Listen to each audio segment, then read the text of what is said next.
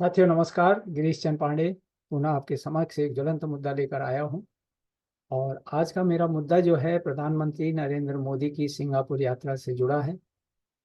जैसा कि मैंने पहली वीडियो में प्रधानमंत्री की ब्रुनेई यात्रा के बारे में आपको अवगत कराया था, अब यहाँ पर मैं 4 और 5 सितंबर 2024 को मोदी के दूसरे चरण की सिंगापुर यात्रा के बारे में बता रहा हूँ।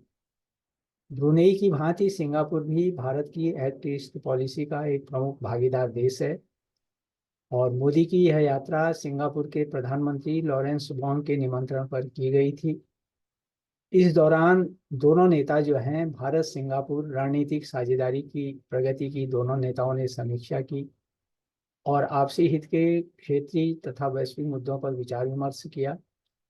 प्रधानमंत्री करीब 6 साल बाद सिंगापुर की यात्रा पर गए थे। प्रधानमंत्री की यात्रा से पहले विदेश मंत्री, वित्त, उद्योग जैसे अहम मंत्रालयों के केंद्रीय मंत्रियों ने सिंगापुर का कुछ समय पहले दौरा किया था। साथियों, भारत का सिंगापुर के साथ मजबूत रक्षा सहयोग है और हाल ही में दोनों देशों के बीच व्यापार और निवेश में लगातार वृद्धि हुई है। भारतीय अर्थव्यवस्था में लगभग 160 अरब अमेरिकी डॉलर के निवेश के साथ सिंगापुर जो है भारत का प्रमुख आर्थिक साझेदार है।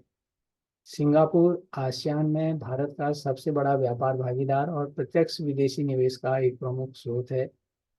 सिंगापुर आसियान देशों में भारत का सबसे बड़ा व्यापारिक साझेदार होने के साथ ही बीते साल में प्रत्यक्ष विदेशी निवेश में सिंगापुर का हिस्सा काफ़ी बड़ा है और इसको हम छठा सबसे बड़ा व्यापारिक साझेदार मानते हैं। पिछले 15 वर्षों में भारत और सिंगापुर के बीच कई क्षेत्रों में संबंधों में विस्तार हुआ है और वहाँ जाने वाले भारतवासियों ने भी सिंगापुर की अर्थव्यवस्था में जो है महत्वपूर्ण योगदान दिया है। साथियों, अब भारत और सिंगापुर ने इन संबंधों को व्यापक रणनीतिक साझेदारी कम्प्रेहेंसिव स्ट्रेटेजिक पार्टनरशिप के रूप में अगले स्तर पर ले जाने की प्रतिबद्धता दर्शाई है, जो मौजूदा व्यापक आर्थिक सहयोग समझौते जिसको हम कहते हैं comprehensive economic cooperation agreement CECA caeca का अपग्रेड है। सीका के तहत भारत को का सिंगापुर को 50% निर्यात पर टैरिफ हटा दिया गया था। साथियों, मोदी की यात्रा के दौरान दोनों देशों ने डिजिटल प्रौद्योगिकी है, सेमीकंडक्टर है, स्वास्थ्य सहयोग और शैक्षिक सहयोग तथा कौशल विकास के इन क्षेत्रों में 4 प्रमुख समझौता ज्ञापनों पर हस्ताक्षर किए। इसके अलावा दोनों देशों ने उन्नत विनिर्माण है, कृत्रिम बुद्धिमत्ता, आर्टिफिशियल इंटेलिजेंस, कनेक्टिविटी, साइबर सुरक्षा, रक्षा सुरक्षा, शिक्षा, फिनटेक, ग्रीन कॉरिडोर परियोजना, ज्ञान साझेदारी और नई प्रौद्योगिकी डोमेन, विज्ञान और प्रौद्योगिकी, इन सभी क्षेत्रों का व्यापक मूल्यांकन करते हुए इन क्षेत्रों में भविष्य में सहयोग की संभावनाएं भी दोनों नेताओं ने टटोली कि किस प्रकार इन क्षेत्रों में आपसी सहयोग को और बढ़ाया जाए। दोनों देश सेमीकंडक्टर प्रौद्योगिकी और स्वास्थ्य क्षेत्र में सहयोग को सहमत हुए हैं। दोनों देशों ने सेमीकंडक्टर क्लस्टर डेवलपमेंट और सेमीकंडक्टर डिजाइनिंग और मैन्युफैक्चरिंग पर भी बल देने का फैसला किया है। यह हमारे लिए काफ़ी अनुकूल है क्योंकि इसकी वैश्विक आपूर्ति श्रृंखला में हम बड़ी भूमिका निभाने के इच्छुक हैं। साथियों, उम्मीद है कि जल्दी इस दिशा में काम हो सकेगा और दोनों देश जो हैं एक दूसरे की क्षमताओं का भरपूर लाभ उठा सकेंगे, जो वैश्विक स्तर पर उत्पादित सभी चिप्स का 10% और सेमीकंडक्टर विनिर्माण उपकरणों के वैश्विक उत्पादन का लगभग 20% हिस्सा साझा करता है। साथियों, सेमीकंडक्टर पारिस्थितिकी तंत्र यानी इकोसिस्टम साझेदारी पर समझौता ज्ञापन भारत के सेमीकंडक्टर बाजार का विस्तार करने का वादा करता है, जिसे भारत 2026 तक $63 बिलियन होने की उम्मीद करता है। यह भारत में सिंगापुर के निवेश को सुविधाजनक बनाएगा और टाटा समूह, CG पावर सहित कंपनियों द्वारा $15 बिलियन से अधिक मूल्य के 3 सेमीकंडक्टर संयंत्रों के निर्माण के साथ आगे बढ़कर ताइवान जैसे देशों के साथ भविष्य में प्रतिस्पर्धा करने में भी जो है भारत को सक्षम बनाएगा। साथियों, मोदी और वोंग ने हरित गलियारा परियोजनाओं में तेजी लाने का भी आह्वान किया। दोनों नेताओं ने अगस्त 2024 में सिंगापुर में आयोजित दूसरे भारत सिंगापुर मंत्री स्तरीय गोलमेज सम्मेलन के परिणामों पर भी चर्चा की। और बयान में कहा गया कि दोनों नेताओं ने इस बात पर भी गौर किया कि मंत्री स्तरीय गोलमेज सम्मेलन जो है एक अनूठी व्यवस्था है, और इस सम्मेलन के गोलमेज सम्मेलन के दौरान सहयोग के स्तंभों के रूप में पहचान पहचान किए गए जो उन्नत विनिर्माण है, संपर्क सुविधा है, डिजिटलीकरण है, स्वास्थ्य सेवा एवं चिकित्सा, कौशल विकास और स्थिरता के क्षेत्रों में त्वरित कदम उठाए जाने का भी आह्वान किया गया।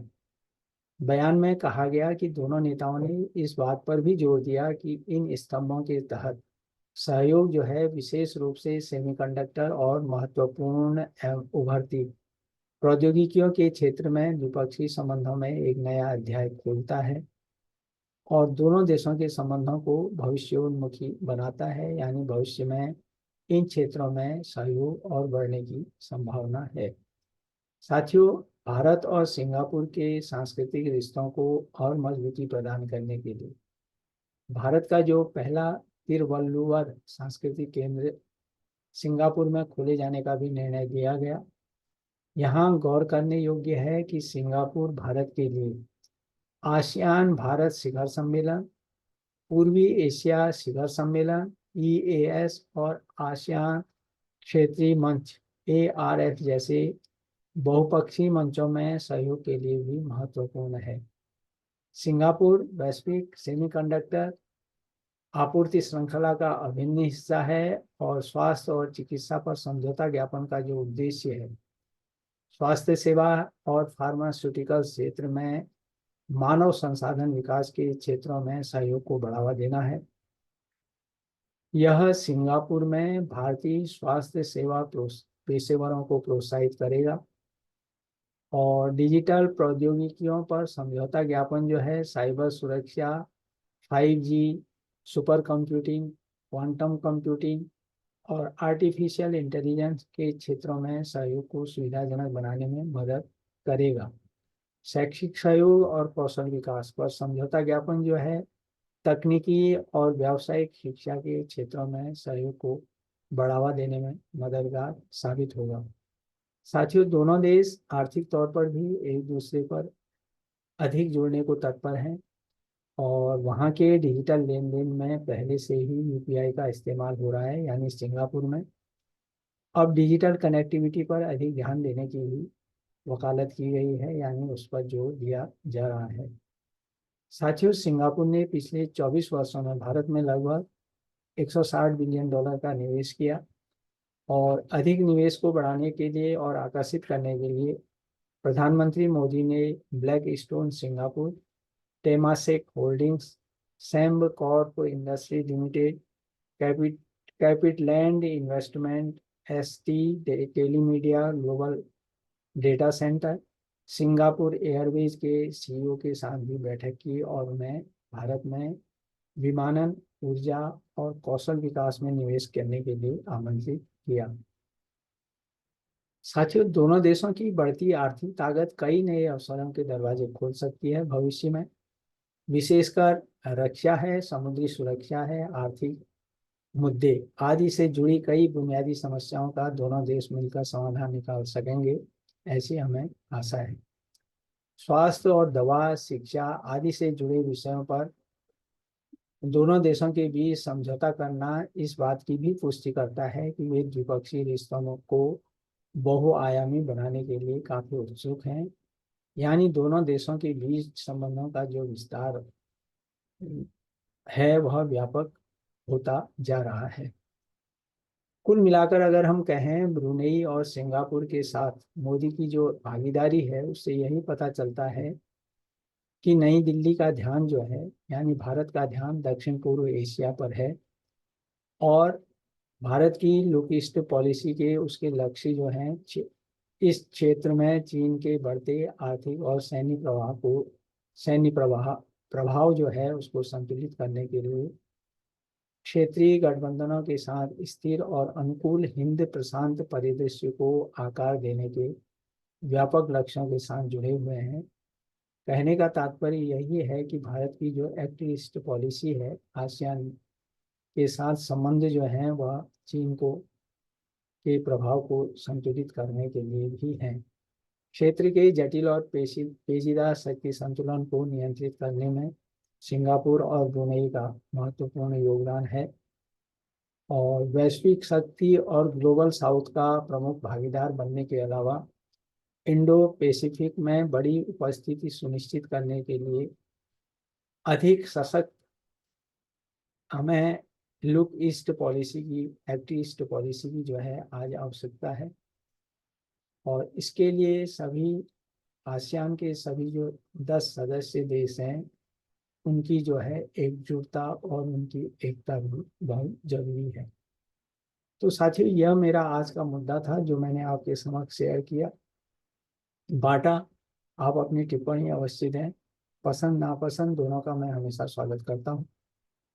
और मेरी, जैसा कि मैंने पहले भी उल्लेख किया है, पुनः मैं डिस्क्रिप्शन के साथ लिंक दे रहा हूँ। मेरी भारत की एक्ट ईस्ट पॉलिसी से संबंधित पुस्तक बाजार में उपलब्ध है और उसमें आसियान के सभी 10 देशों जिसमें सिंगापुर और ब्रुनेई भी शामिल है विस्तार से प्रकाश मैंने डाला है। यदि आप उनका उस पुस्तक का अध्ययन करना चाहें तो मुझे आशा है कि आप उससे लाभान्वित होंगे। तो इन्हीं शब्दों के साथ मिलता हूँ आपसे किसी नए ज्वलंत मुद्दे पर। तब तक आप सुखी रहिए, स्वस्थ रहिए, प्रसन्न चित्त रहिए, लेकिन मेरे आने वाले ज्वलंत मुद्दे का अवश्य बेसब्री से इंतजार कीजिए। तो पुनः एक बार नमस्कार।